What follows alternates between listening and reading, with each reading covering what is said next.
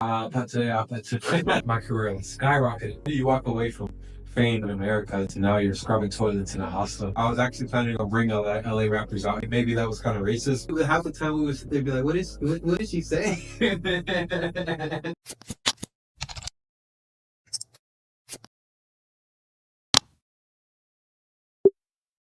Hello and welcome to GoodForeigner.com, the platform where we help foreigners in their daily life in Korea. Today we have a truly special guest. Please introduce yourself. Tell me what you need.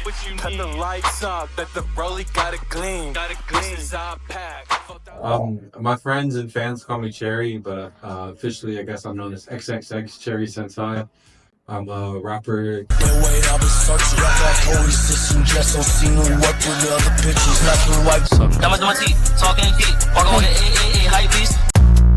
From Los Angeles, but I also lived in Miami at the time. I linked up with X a couple years ago before he passed. I wasn't like a best friend of his, but I was in the circle. After he passed, I went on to join Got Boy Click, Lil Peep's group in LA. I didn't get majority of my fame until afterwards, where I met X's mom and she gave me an open verse with him, and I dropped the song, and the rest is history. But I decided to step away from all that when I came out to Asia. I was in Thailand for a bit. That I didn't really like Thailand. It didn't really work out. So I booked a one-way ticket to Thailand, and I thought I would be here a couple of weeks while I figured out my Chinese visa. But I loved it here so much, I just decided to stay. Okay. Yeah. So you've been staying here for a month, right? Five months. Wow. Okay. Oh shit. What was your initial reason for coming to Korea? So initially I was gonna go to Vietnam or Cambodia or like another, cheap Asian country. Yeah. But I got tired. I was in Koh Phangan in Thailand for 2 months, and Koh Phangan is it's basically lawless. Okay. It was lawless, underdeveloped. You can have a lot of fun there, but like the hospitals aren't really up to date. The police are kind of corrupt. So like they'll just try to get money out of you just because. Okay. And I had a friend of mine who he fell in love with a Thai woman. She they were together for a year. Her name was Jenny, which coincidentally I have Jenny tattooed. Yeah. That's my mother's name. That's the only reason we even talk to each other. But he opened up a business for her. She pretended to be in love with him for a year. When the business opened up, he called it Jenny. She called the police and had him escorted out. That's crazy. It was wild. At that point, I was like, kind of like not fuck Thailand, but I was like, this is fucking crazy. Okay. So I booked a one way. I decided on Korea because I just wanted to go somewhere civilized. Yeah. Okay. Yeah. So could you explain to our viewers how to get a tourist visa in Korea? So for certain countries, I'm not sure every country. I know America for sure, and obviously other countries. When you first arrive to South Korea, they automatically give you 90 days free. Okay. Yeah, 3 months on a tourist visa. But you can also leave. Like I went to Japan for 4 days, came back, and then they reinstated me by 90 days. Okay. But just beware. When I went through immigration, the lady basically told me you can't do this again. If you leave Korea for a couple of days and come back, we're not going to let you in. So she said if you leave again, you need to get a visa to return, or you need to be gone for at least a minimum of 60 days before we'll let you back in. Okay. And I think about maybe your viewers take that seriously, because I had a friend actually who was going back and forth, and at some point they banned her for 7 years. 7 years. Because she would only leave for a couple of days and come back. But like she got away with it 3 or 4 times, but the 5th time they were like, you can't come in and you're not allowed to come back for at least 7 years. Great. You're planning to stay here for long, right? Yeah. So I'm working to get my working holiday visa, which will give me up to a year. I can renew that visa one time, which will give me basically 2 years. I'm 28, so you have to be under 30 to apply for this type of visa. And you're basically under the restrictions of this visa. You're allowed to work part-time while you figure out what you want to do. But you don't have to work. You can also just have money saved up and just be here for a year. Okay. Yeah. But I want to go to school here, so I'm going to transfer the working holiday probably to a student visa. Okay. But I just need more time because the tourist visa is only good for 3 months. That's not enough time to get into school and everything. I see. Yeah. Are you planning to go to a language school? Yeah, I think Because like I said, the owner, his name's Jake. He told me that he thinks language school is easier for foreigners to get into. It's cheaper, Yes. and if I go to language school, not only will I learn Korean, and then they'll assist me in getting into a university. Okay. So I think that might be like the smartest route. Okay. Yeah. One more thing. Yeah. There's also a free language courses in Korea, Really? which I'm currently attending. Oh wow. They're not as rigorous academically, Yeah. but I guess you don't really need that Yeah. if you're just want to get around Korea, Exactly. right? So there's this website called KIIE. Okay. KIIE. Okay. I'm gonna write that down. Yeah. They provide free courses. They're specifically tailored for immigrants here who want to work. Yeah. I'd be. Really? Yeah. Okay. Wow. So there's a lot of help here, huh? The thing is, for example, in my class right now, where I'm studying, Mm-hmm. teacher is speaking too fast. Even though at intermediate one level, Yeah. she's speaking too fast. I can see by the faces of my classmates, nobody really understands her. That might be a problem for you too. No, yeah, you're actually the second person to say. I have a friend in Busan who she's actually in school right now, and she just says they just move way too fast. Yeah, they do. Yeah, that's funny. I had when I was in college in America, I had I don't know why, American school, but they had a Chinese lady teaching math. Okay. And half the time we would sit there and be like, what is she saying? Yeah, not she was speaking English, but between her accent and her manners, it was just so hard to understand what she was saying. I see. But if there is anything you want to share with foreigners who want to come to Korea, you can do it now. I'd say Korea is a great place for foreigners. Seoul is more busy. You have more people that are kind of focused on themselves. But I've made a lot of friends here. I think Busan is more foreign friendly in the sense of they're curious about foreigners. They really want to know, like, why are you here? What are you doing?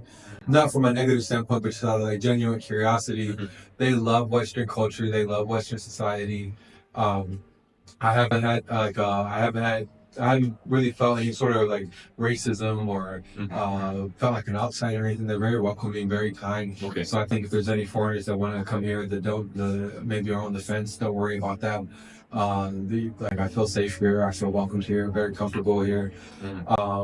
They're very shy. There have been a couple times when I wanted to approach people, but I feel like maybe they don't like me, maybe they don't want me here. But I did it anyway, and I realized they're just extremely shy, extremely they don't really tend to make the first move. They don't really tend to go out their way. I find that a lot of Koreans are lonely here too. A lot of the guy friends I've made, they have like no other friends, no one to talk to. So then I'm just like that one random case where I walk up to them and just strike a conversation. So my friend, he said the Koreans are like big kids. They enjoy the simple things like they'll go out to the arcade. I'd say in America you kind of have to play the social game of like what's this person trying to get from me? Like what can I get from them? But here, what you see is what you get for the most part. Okay. Like they're genuine about like if they're astonished, they're gonna genuinely show their astonishment. If they're interested, they're gonna genuinely show that they're interested. They're not really playing too many games. They drink a lot here, but it's like a weekend culture. Like in America, any day of the week, people will go to the club or go party. They'll find any excuse. But here, it's very weekend oriented. They work during the week, and Friday, Saturday, the clubs are packed. Okay. So when I first landed and got off the subway, everything was in Korean, so I was like overwhelmed. But don't worry about that. Just ask a local for help, or if you look confused enough, I've had many locals come to me and be like, "Where are you going? What do you need?" Okay. Enough of them speak English where I feel like that's not a problem. And then Seoul is a big place for foreigners. So there's a lot of like bars and clubs you can go to that's like foreigner like focus. So in that regard, I don't think anybody should have any problems, figuring like basic things out.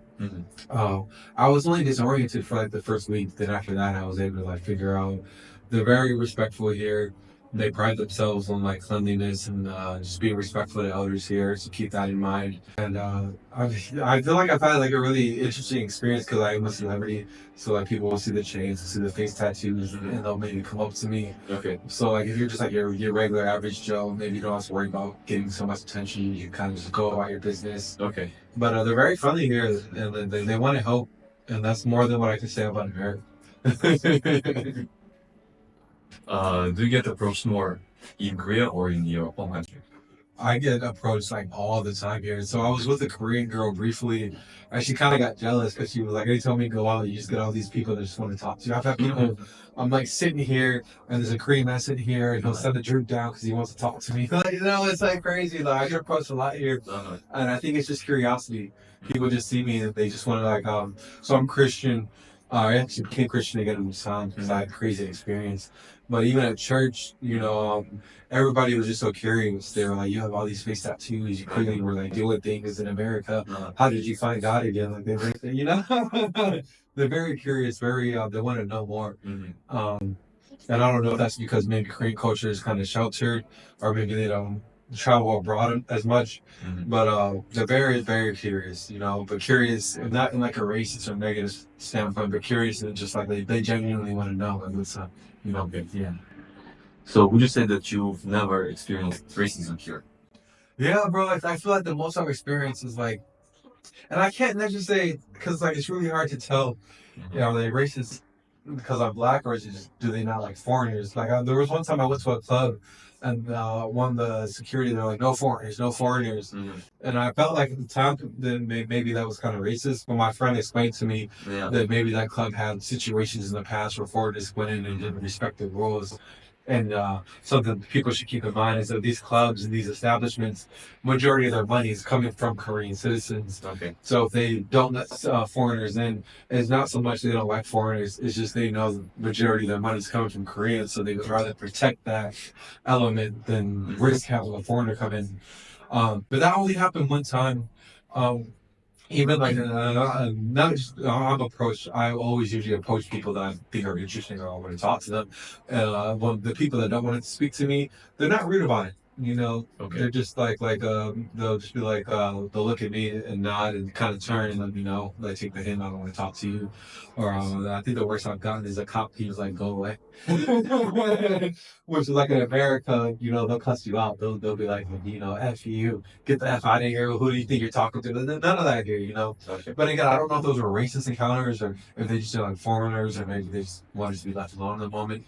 But I've never really like in America, you definitely encounter those situations where it's like, oh, because I'm black, you're treating me this way, or because I'm this, when it's. I've never really encountered that here. I've never encountered like prejudice against my race or because I'm a foreigner in that regard, other than the times I just mentioned. I've been mostly just curiosity, positive experiences. I think Koreans are very, very accepting, very understanding, and maybe the rest of the world may be race focused, but then they're really not here. They really just want to know more about people that are outside of them. Okay. Yeah. The biggest question I have right now is that you said you're a rapper, right? Yeah. Do you still do that? So I stopped rapping when I came out to Asia. And it's funny because a good friend of mine, his name's Osborne. For any Japanese viewers, he's like the #1 rapper in Japan. Me and him, we were planning a tour. I was actually planning on bringing LA rappers out here, like Little Xan, Little Candy Pink, Lee God, Chief Keef, Ruby Rose. I was planning on bringing a whole bunch of people out here. But I came out here and I was just content with just living a normal life. Like I felt like I had made it out of the rap race. People wanted to speak to me not because I'm a rapper, but just because I was a foreigner. I was able to make friends. Interesting. Yeah, and just live like a regular life. And I kind of appreciate that now. Whereas like in America, I'd say when I was at the peak of my fame, I think I was like my most depressed. I was on a lot of drugs. I knew all the people around me were just pretending to be my friends. They didn't really care about me. My family stopped kind of talking to me at the time. So since I've been here, I haven't really been working on music or focusing on music. I've been more so just focused on how can I be here long term. So I've been working a lot of jobs and doing things like that. But I've been happier. I had a friend who asked me, he was like, "How do you walk away from fame in America to now you're scrubbing toilets in a hostel?" That's what I was Yeah. I wanted to ask. I told him like, I wake up with a sense of purpose. I wake up every day not knowing, what I'm going to experience, who I'm going to meet. Okay. And I feel like when you're first born, part of the excitement of life, you don't know anything about life. You're experiencing everything for the first time. Being in America, as long as I have, I've been in every state, lived in most of them, went to Canada for a bit. So I kind of knew what the Western world had to offer to the point where, like, I would wake up every day and I would already know kind of the day had in store for me. Mm-hmm. But coming out here, it's been such a culture shock. I wake up every day and I'm just like, what's going to happen today? Who am I going to meet today? So, I feel bad because I feel like I let a lot of my fans down because I still get emails to this day of like, when are you going to drop? When are you going to come back? But I haven't really felt the urgency to focus on music in the way here. And if I were to focus on music, I would want to focus on it in a way that would benefit the Korean culture, the Asian culture, because I feel like rap music has gotten to a point in America where, all the best rappers in this generation are dead, and either whether it be overdose or they got murdered, and I'm not just speaking on XXX, Little Peep, Mac Miller, King Von, Pop Smoke. It's all the people that really had a sound that could have changed. They're all gone, and I feel like that's not really cool, And so like Oswald, my friend in Japan, he found a way to not only have a successful rap career, but he did it in a way where his music isn't about, I got more girls than you, you're broke, I'll shoot you if you say they're like, it's not about that, It's really just about uplifting people, Japanese culture, just like nerdy stuff. I'm a nerd at heart, but I heard Lil Uzi and Drake on the radio the other day, and then they were just talking about just how much better their life was than everybody, all the girls. And I'm just thinking, like, damn, it's kind of crazy to think I was, listening to this on a regular basis when I was in America. And a lot of my music is sounds like that. Like honestly, that's one thing that I kind of want more clarity on for myself is like, should I pursue music? If I pursue music, should it be the same type of music I was making in America, or should I try to go a different route with it? But I haven't really received much clarity on that yet, so I don't know. It's something that kind of keeps me up at night because I'm so good at music, like compared to when I started 10 years ago. I'm so good at it now, where it's like it's not really something that I just want to just walk away from entirely and just ignore. I think kind of what I've been thinking, like if I were to come back to music, I don't know if I would want to be the star. Maybe I would want to impart my knowledge onto Korean artists so that they can get a step ahead. Because I do have a lot of knowledge from being in LA, being in Miami, being in the scene. One thing that a lot of rappers and musicians don't understand is it doesn't matter how well mixed the song is. It doesn't matter how long you've been making music. Are you making something that people want to hear? Okay. And that's something that I didn't learn until I was in LA working with like Little Peeps homies, working with X's homies, and actually taught me a lot too. But it wasn't until I was there that I realized you have to make a sound that like when you play it in the car and you don't tell your friends this is you, you just turn it up, or they bop in their heads, or they're like, yo, who's this? Because if you're not doing that, then even if it's a good song, perfectly mixed, perfect melody, perfect all that, if the people aren't trying to listen to it, then you're kind of missing the point. That's deep. Yeah, that's what that's something that I learned from the people that I wanted to be like. If you want to be successful in music or anything, you have to surround yourself with people that are already successful in that field. Okay. For like 6 years, I was making music with my homies. We were trying to figure out how do we come up, how do we figure it out, and we went nowhere. But then the 2 years I was with X and Little Peeps group, my career skyrocketed because I was around people that already had did it. Where I remember Chapo, he was one of Little Peeps homies. He like one of my first studio sessions, he was like, Cherry, you sit there, don't say shit, just watch and do what I do. And so I watched him for 2 days and clicked. I realized it, bro. Like you gotta make a sound that people want to hear. You gotta make a sound that people are confident that they want to dance to, they move to. Otherwise, it doesn't matter how perfectly mixed that its own beat. But I've released songs that were poorly mixed off beat, but the melody was so catchy, the sound was so catchy that it was like people don't care. You got as for any of my musicians out there, just remember the average audience, they're not listening to it like you are. They're hearing it from the audience perspective, so they don't know what a perfectly mixed song sounds like. They don't really know all the things that we kind of try to get to until it's perfect. They don't know any of that. They just know, does this sound good? Right? Does this get me moving? So I'd say keep that in mind. But I don't know. Yeah, answer is I don't know if I want to pursue music or if I want to go a different route because I didn't know that life was being lived like this. until I lived in America, you know. I could never, but I feel like I got so much caught up in the rat race, so much caught up in the oh I gotta be number one, I gotta be the best. And mind you, like I took my career to the point where Drake had me and my friends escorted out of multiple clubs personally because he just didn't want us near him.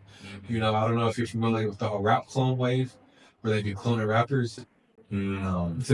So one of two of my good friends is fake Drake and fake Kanye, who they went viral because they look like Kanye and Drake. I see. Yeah. And so with the time I spent with them, I learned a lot, you know. And so it's like stepping away from all that. It's just like I don't know if I want to go that route anymore. I don't know. Like you kind of have to like not sacrifice your soul, but like it's all like my friend said it best. He said, now that social media is a thing, it's like everybody has their own TV show. Everybody has their own programming, you know, and most of it is bullcrap. These celebrities will spin any story, even if it's a false story, just so people get talking about them again, because that's where the money is. You know, it's not so much about sending a message or being number one. Most of these celebrities, they just care about what's going to get them talked about for the next 6 months so they can go get a bag. So they can go sell at these clubs, sell at these shows, get my money. It's all money oriented. Okay. It doesn't matter if you're a musician. I'd say one of the best things I did for my music career is when I went to LA. There's something that a lot of rappers do. They go to LA and they try to blow up purely off of being a rapper. And it's like unless you're Eminem or Lil Wayne, where you really are genuinely rapping to a point where nobody else can compete with you, the odds of you making it as purely a rapper are very, very minor. So when I got to LA and I realized this, I became a club promoter. You know, I became a manager. I started doing other things. I became a sound engineer. I did other things in the music industry. That's where most of my opportunity came from. Not for me being a rapper, not for me trying to be the next big thing, but for me having skills and services where it was like Trippie Redd invited me to the studio, not because I was a rapper, but because I was the only person that could get done what he needs to get done. And when you get into these rooms, don't focus so much on the star. This is something that my manager told me. He was like, focus on the people around the star, because those are going to be the people that you really have something to offer. You know, it's one thing if I were to go up to Trippie Redd, I'm like, yo, sign me Trippie Redd. But it's another thing if I befriend his manager, befriend his engineer, and they're like, yo, I got this artist I think is cool. That means a completely different thing now, you know? So it's like, and also don't try to do it all yourself. A lot of musicians, they're like, oh, I do my own videos, I produce this myself, and that's cool. But understand the benefit of working with other people. When you go to a studio, when you hire a videographer, you're getting their fan base too. When you hire a producer, you're getting their fan base too. And then when you're in these rooms, in these studios, you never know who might pop up. I had a friend, he was in an LA studio helping another artist, and then Drake popped up out of nowhere. And Wow. yeah, you know, so it's just like a lot of artists try to just do it all themselves. I don't need a team. And it's not that you don't need a team, maybe you genuinely don't. But there's still benefits in working with other people in your field. You know, you pick up on their fan base. You know, one of the best things I did for my career was I got producers to just send me beats, and I started just freestyling on their beats. And then they're showing it to their friends, you know. They're like, yo, this is my beat. And now they're hearing my song, and I get that fan base. You know, a lot of people, they just try to do it all themselves, and they try to focus on, oh no, I'm trying to be a rapper. And that's cool. But if you can rap, sound engineer, promote for clubs, you know, manage, do all these other things, help people with social media. Well, now that's opening up more doors for you where you're meeting more people in that same field, you know. And if you don't blow up immediately, you're going to need that extra money that comes from those additional skills. So I'd say like that keep that in mind. And that's something I'm thinking about for Korea because I do have all these other skills like sound engineering, DJing, managing. That it's like if I were to get back into the entertainment, do I want to just try and be a rapper again, or maybe maybe somebody else, maybe I can help somebody else. You know. Yeah. And it's like so it's just I'd say keep that in mind. And so yeah, answer the question. I don't know necessarily just yet. Yeah, I don't know. Okay. So you said you've been listening to K-pop recently, right? Oh yeah. That's from somebody who's from LA. Yeah. From the rap capital of the world, right? Yeah. Do you have anything that K-pop artists could improve on? That's really hard for me to answer because I don't understand most of it. I'm listening to it. I don't really know what they're saying. Okay. Try and get a more catchier melody. I'd say of certain songs that I'll listen to is too simple. maybe not catchy enough. People hate on mumble rap, or they did when I was younger. They hated on mumble rap, but there's a reason why mumble rap kind of came as the rap game kind of took a hold, because not everybody wants to be J. Cole. So they don't want to have a story told. So some of the people just want to vibe. Like Playboy Cardi, one of the weakest lyricists of all time, but he's like always top 3 rappers that are talked about. And that's because he figured out the same thing that X did. It's in the melody.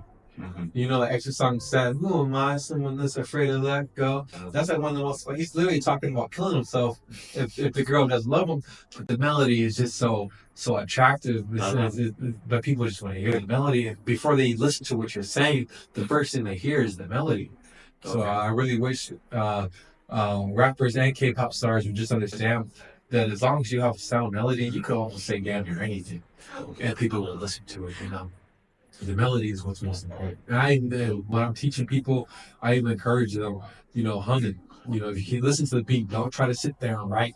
Hum how the beat makes you feel. Come up with a melody first and then fill in the lyrics later, because that melody is super important, Interesting. At first, American music was the most popular in the world. Right? Yeah. Now Korean music is like, catching up, right? Yeah. What do you think is the reason for that? I don't think it's just the culture, just the tradition, Okay, so this is something that I talked to my friend I was in Japan about. Japan was kind of big too. Yeah. But it's kind of slowing down. It's slowing down now. So what I think's going on, and this is my opinion, anytime you're on TikTok or Instagram, Western people are obsessed with Asian culture and Asian Asian women, Asian music. Like, they're upset anytime you see like someone go viral instantly. It's almost always someone of Korean descent, Japanese descent. Not China so much because they have their own social media platforms, but I even know people that are pretending to be Chinese celebrities because they know the rest of the world doesn't know about them. But what I think it is I think anime. Back when I started watching anime, you were laughing because you were considered a nerd. When I was watching anime, One Piece, Bleach, and Naruto were the big 3. Yeah. But now anime has gotten to the point where it's mainstream. Where now at any point in time, there's like 10,000 different animes you can pick from. It wasn't like that when I was growing up. You had like your couple hundred, and you knew the rest of them were probably just ass. But so I feel like anime has played a big role in pushing Asian culture ahead. And then it's like whenever you just see, like I said, Asian women on TikTok doing their dances, or you hear Asian rap, Westerners eat that up. They eat it up, bro. They do. Like one of my friends, he's super viral in Japan, and all he does is go around and interview Japanese vocals. Like, Westerners are just really curious, and I feel like with America especially, not enough Americans are traveling the world and going to see what's out there because they think they're already in the greatest country on earth, which isn't true. But they don't feel the need to leave. So then they'll use TikTok or they'll use social media as a gateway to see. And I think you have like a lot of anime nerds and a lot of people that are curious that have kind of helped push the Asian wave ahead. And then now you have Apate with Bruno Mars, and then you have Meg Stallion. She dropped the one song with Yuki Chiba. I get money, I'm a star. Like, you have like American artists that are now working with Asian artists. And now we've had 2 like #1 songs, one from Japan, one from South Korea. So I feel like people are starting to see, they're starting to open up. So I think that's been a big influence. I see. So I think it's about perspective of Westerners, not specifically about South Korea, right? Yeah. No, yeah, perfect. And I'm saying this is like, even before anime was mainstream, you ever see Kill Bill? Yeah. Yeah, like so the first movie she learned from the Japanese samurai, and she had to show down in Japan. And the second movie she learns martial arts from the Chinese master. Yeah. Like, I feel like Westerners have always kind of been curious, where they'll see it and they'll be like, "Oh shit," Or Quentin Tarantino, he had that anime sequence for Kill Bill that explained the one lady's backstory. I feel like Westerners have always kind of wanted to know more about Asian culture. They've always wanted to download and see more of Asian culture. Now they're just seeing more of an opportunity to do that. And I mean, and not just like Bruce Lee.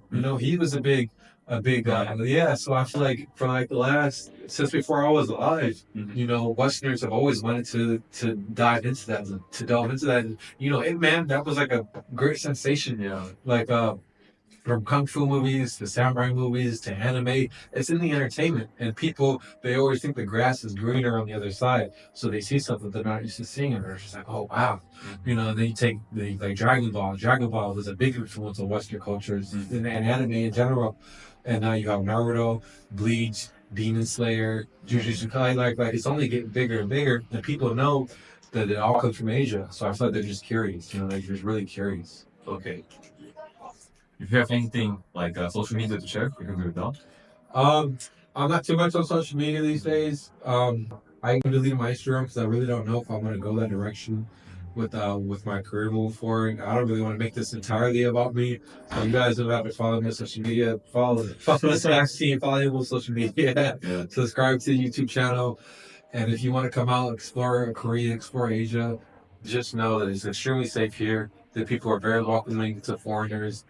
Thank you for watching. Goodbye.